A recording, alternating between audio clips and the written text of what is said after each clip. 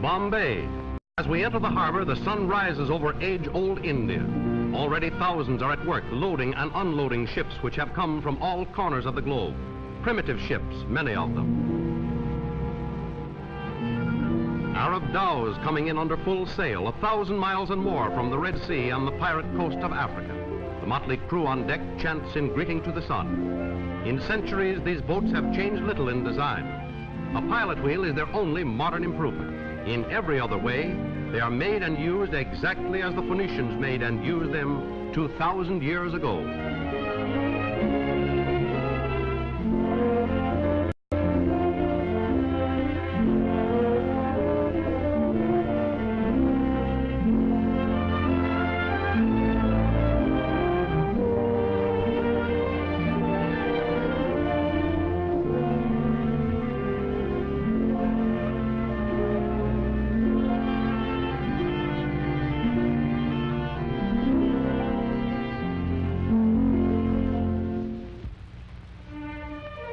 All life is sacred in India, that of goats and pigeons and that of the smallest of insects.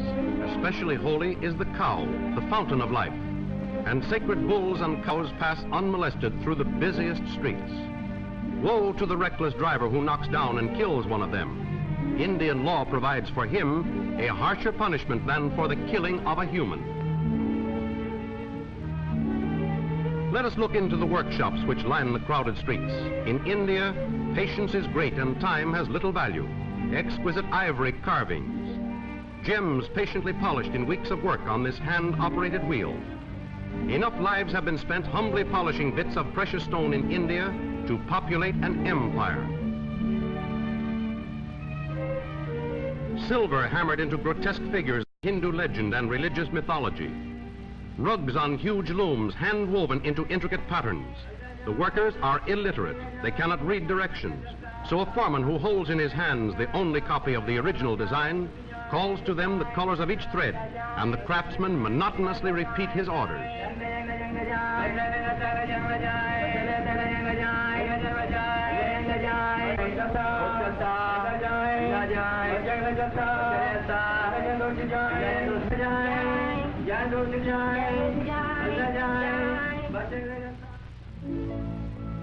Mohammedans at prayer. Fanatical religious convictions pervade the whole life of the Orient and divide its people.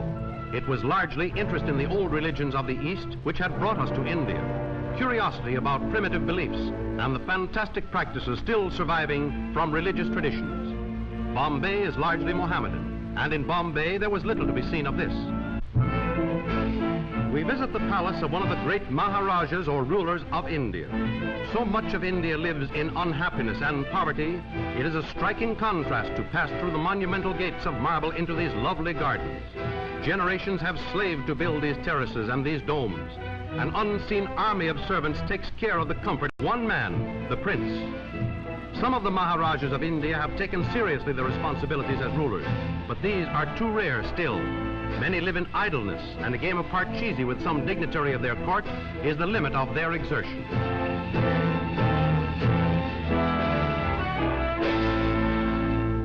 Our host has summoned magicians to entertain us. There is nothing in this bag, absolutely nothing.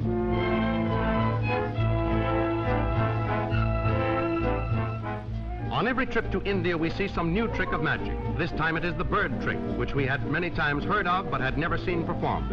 The basket is empty. Yes, quite empty. That cloth bird is very dead. The basket is covered with a piece of cloth.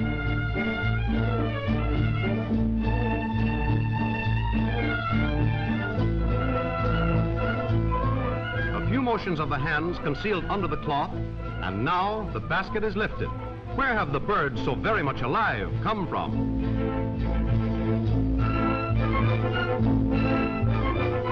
And what mysterious power makes them go back under the basket? Hindu animal trainers have a marvelous way with them, and under our eyes a trained goat performs almost unbelievable feats of balance.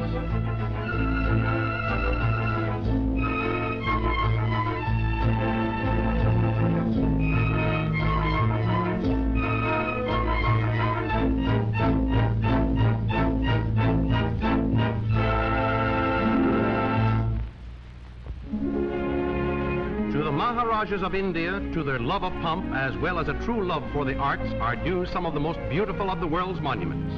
Famed as the architectural wonder of the world, the most perfectly proportioned, certainly in the East, is the Taj Mahal, the mausoleum of marble built by Shah Jahan to the memory of a beloved wife, Mumtaz Mahal.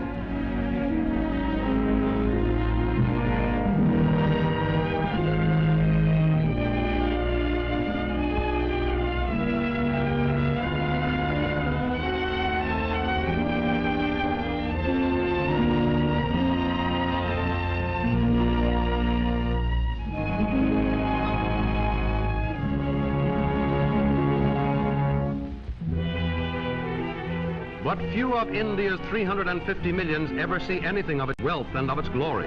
Life is hard in an agricultural, overpopulated country, which for most of each year is a parched desert, dependent on irrigation, with the help of bullocks.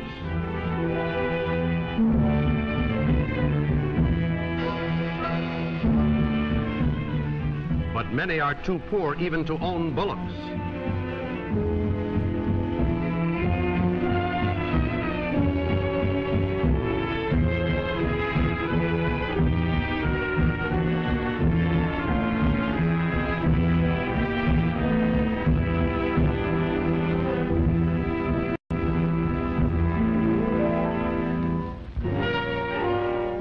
We have left the plains. We have crossed central and northern India and are climbing the lower reaches of the Himalayas, the huge chain of mountains which holds the world's highest peaks and separates India from the forbidden countries of Nepal and Tibet.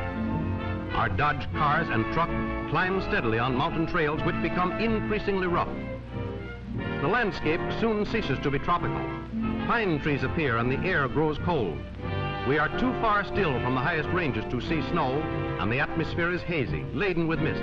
But as far as the horizon are range after range of forest-covered mountains. We are determined to push on with the cars as far as the border town.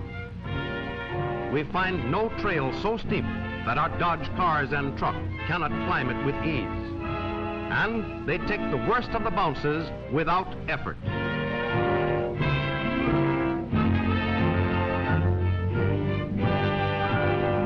The trails themselves come to an end, and for the last few miles we cut our way through with axes.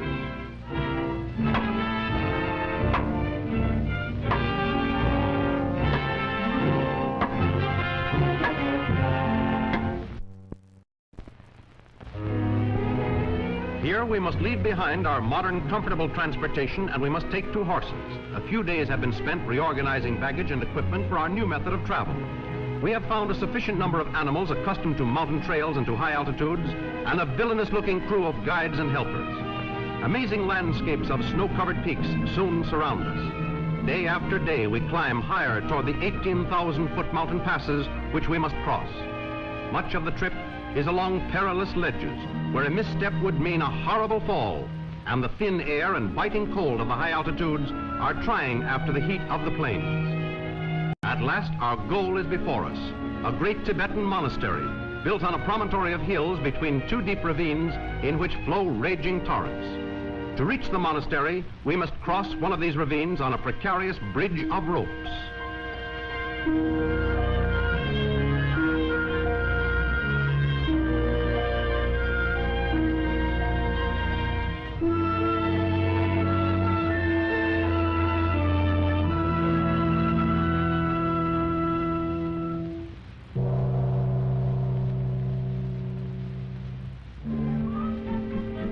From the foot of the cliffs, the buildings of the monastery appear tremendously impressive. The wide streets seem deserted, and we hear the reason for this. A great festival is in progress in the monastery, and most of the inhabitants have left their homes. The few people we meet appear to be pilgrims from distant regions whose costumes do not recall the local costume.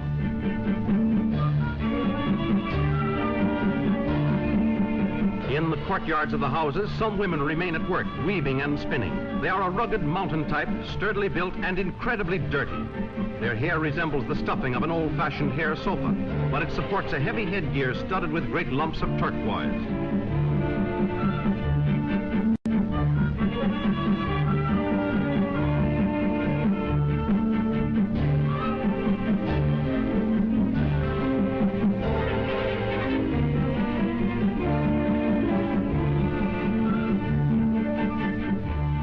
We enter the monastery through a narrow, unguarded gate.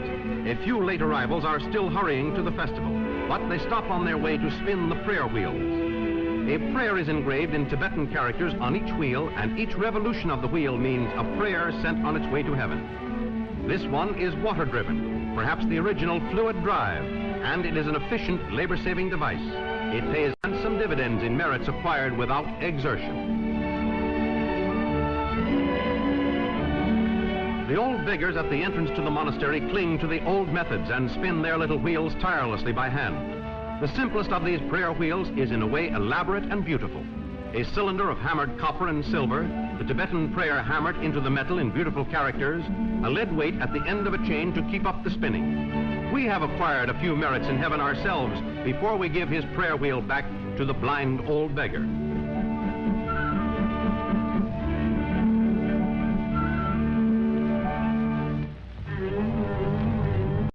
The great courtyard of the monastery contains only privileged spectators.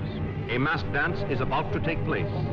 Preceded by dignitaries, the performers emerge from the monastery and make their entrance in more or less solemn procession. They are monks, and the dance which they will perform has religious significance. But a weirder and more fantastic collection of grotesque characters and faces can scarcely be conceived.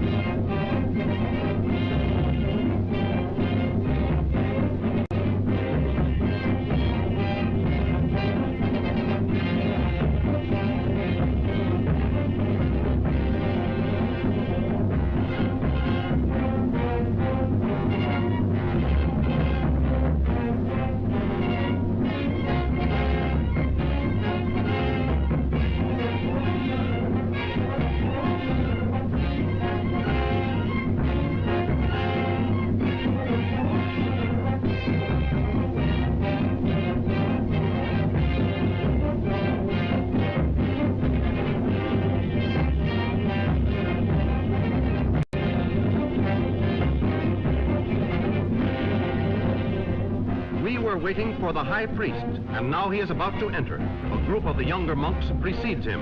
A drum beat announces his approach. There is the high priest himself, and everyone abases himself before him.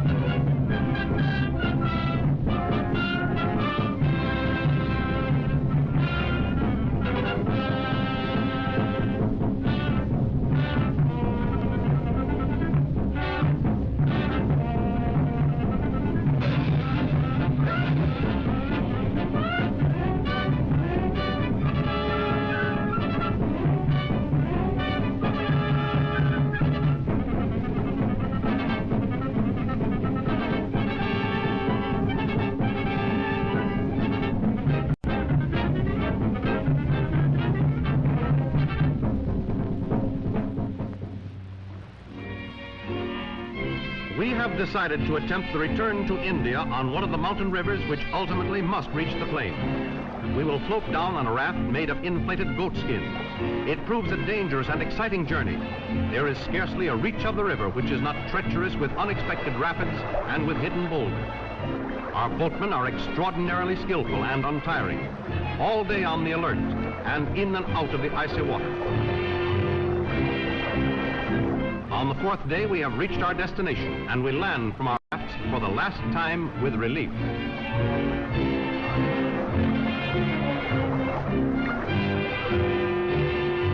Our horses are waiting. 3 more days on horseback will take us back to our cars, and we will start south again toward central India. The Ganges, Benares, the holy city.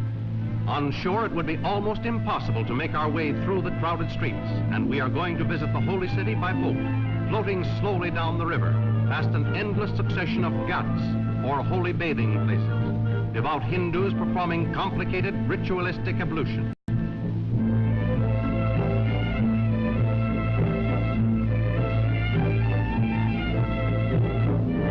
Sacred cattle wandering aimlessly through the crowd of pilgrims and merchants. The pilgrims do not even give us a passing glance.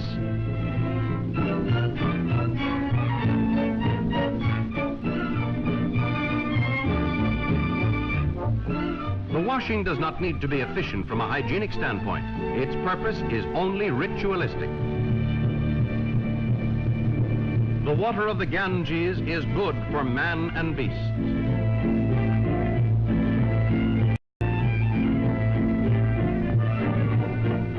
All sorts of commercial activities are carried on around the bathing ghats. Perfectly appointed barber shops supply anything from a holy eyebrow shave to a holy shampoo. The water of the Ganges sanctifies, if it does not sterilize, everything it touches. There are holy massage parlors.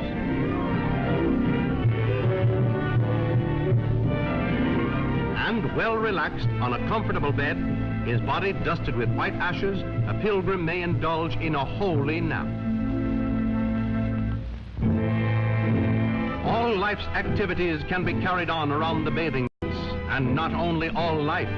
It is every Hindu's greatest hope that death will overtake him in Benares, and that his ashes may be thrown into the sacred river. Death in Benares has no bitterness, and every day many bodies of the dead are carried down the steps of the burning ghats without fuss and without tears. Wood is scarce, expensive. To most families, the purchase of enough wood for a decent funeral pyre is a serious problem. One last time the body is dipped in the Ganges. A place has to be swept in the scum and ash, which at all times covers the river near the burning ghats. Relatives, casual and dry-eyed, watch the last ritual. The body lifted from the water. The bundles of wood so dearly paid for, and of which every stick will be counted as it is laid in place.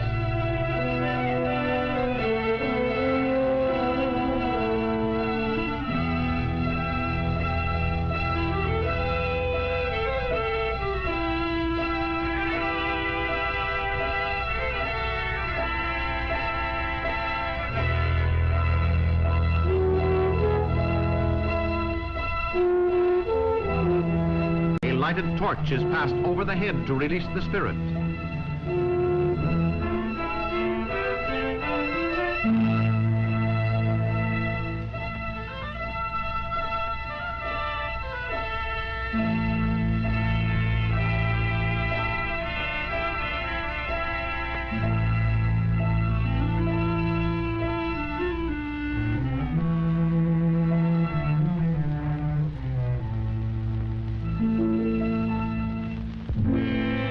The ashes, quenched with water, have been swept into the river. They have not made a ripple. Another of India's countless millions of obscure children has finished his humble cycle of life.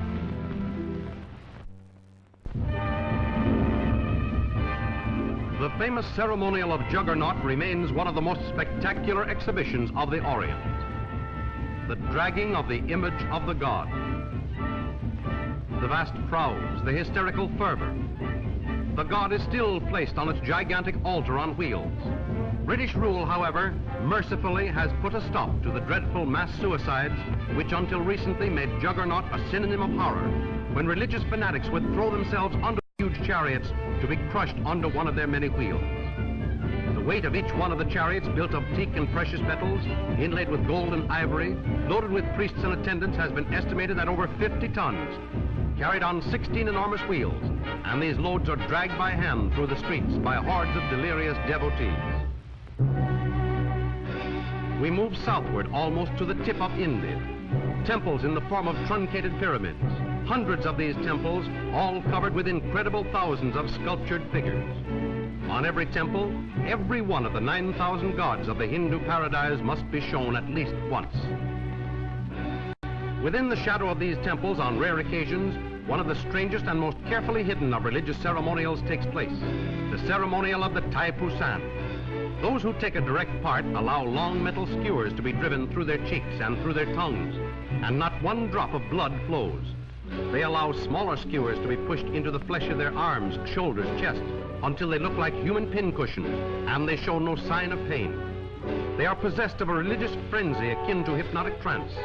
Many of the spectators also become affected with this strange hysteria, which easily turns to violence and murder, and for an unbeliever to dare to mix with the crowd is not without real danger. These pictures were all made with portable cameras held in the hand and used as unobtrusively as possible. They are probably the only moving pictures ever made of the Taipusan ceremonial.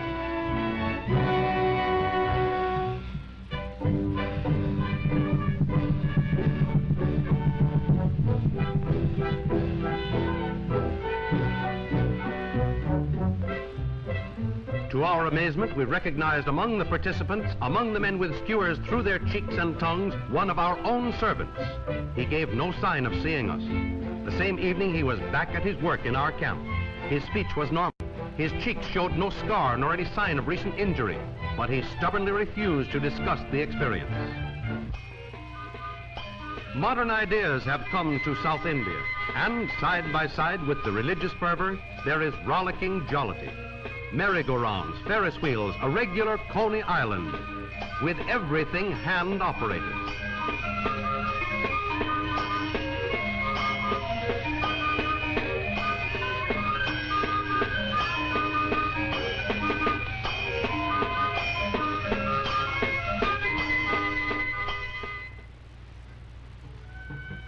Among the side shows at any pilgrimage or festival, there are always professional snake charmers with their cobras carefully rendered harmless.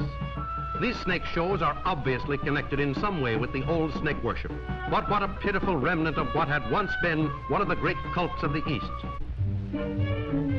Back in Ceylon, the fragrant Isle of Spices, the contrast strikes us between grim, poverty-stricken India and this lovely, smiling island. Old-fashioned bullock carts carry spices to the waiting ships, and the air is full of the fragrance of cloves and cinnamon. Colombo has a busy, prosperous-looking marketplace. Homemade pottery, made in hundreds of patterns of graceful proportion. Tropical fruits in immense variety, the very names of which are often unknown to us.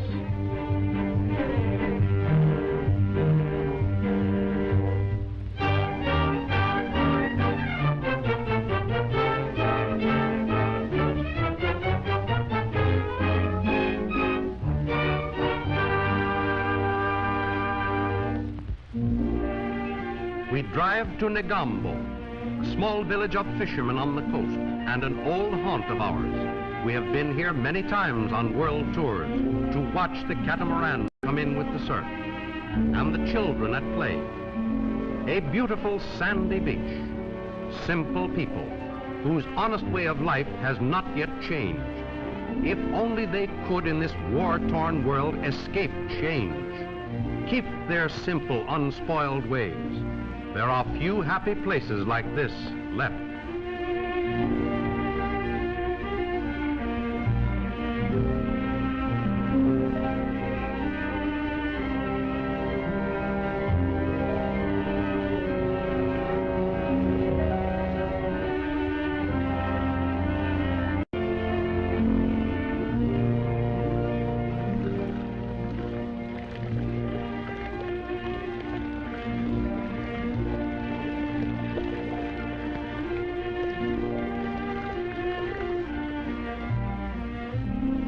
Years ago, the Dutch owned Ceylon, and the Dutch housewives taught the Negombo women to make lace Dutch fashion. Some very fine handmade lace still comes from Negombo, but the most beautiful never leaves the island. It is made for the Perahera procession, which every year brings 50,000 pilgrims from all over Ceylon to the old city of Kandy in the mountains. For weeks ahead of the great procession in the towns, teams of devil dancers practice and rehearse.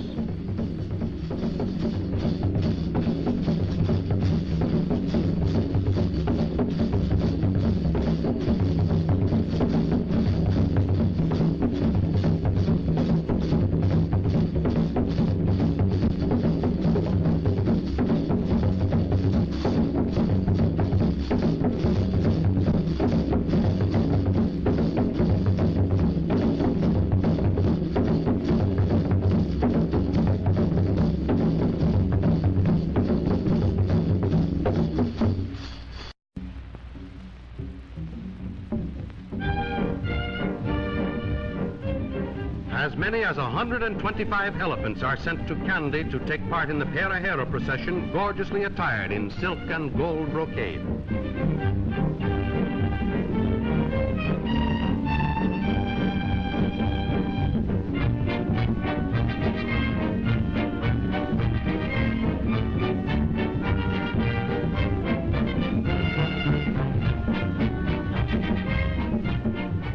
The high priest of the Temple of the Tooth, the keeper of Ceylon's most precious relic, a tooth of Buddha himself.